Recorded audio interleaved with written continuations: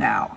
But has it ever occurred to you, Wally, that the process that creates this boredom that we see in the world now may very well be a self-perpetuating, unconscious form of brainwashing created by a world totalitarian government based on money, and that all of this is much more dangerous than one thinks, and it's not just a question of individual survival, Wally, but that somebody who's bored is asleep, and somebody who's asleep will not say no? See, I keep meeting these people. I mean, just a few days ago, I met this man whom I greatly admire. He's a Swedish physicist, Gustav Bjornstrand, and he told me that he no longer watches television, he doesn't read newspapers, and he doesn't read magazines.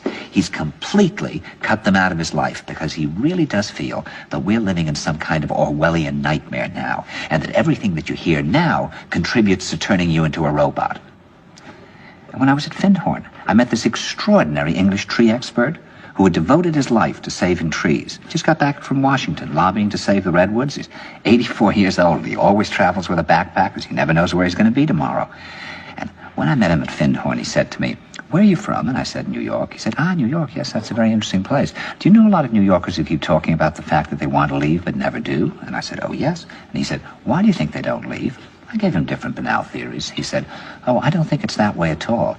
He said, "I think that New York is the new model for the new concentration camp, where the camp has been built by the inmates themselves, and the inmates are the guards, and they have this pride in this thing they've built. They've built their own prison, and so they exist in a state of schizophrenia, where they are both guards and prisoners, and as a result, they no longer have, having been lobotomized, the capacity to leave the prison they've made, or to even see it as a prison."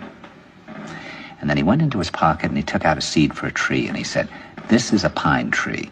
He put it in my hand and he said, "Escape before it's too late." See, actually for 2 or 3 years now, Chiquita and I have had this very unpleasant feeling that we really should get out. And we really should feel like Jews in Germany in the late 30s. Get out of here.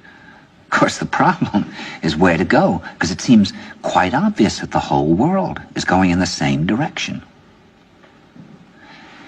See, I think it's quite possible that the 1960s represented the last burst of the human being before he was extinguished, and that this is the beginning of the rest of the future now, and that from now on there'll simply be all these robots walking around, feeling nothing, thinking nothing, and there'll be nobody left almost to remind them that there once was a species called a human being, with feelings and thoughts, and that history and memory are right now being erased, and soon nobody will really remember that life existed on the planet.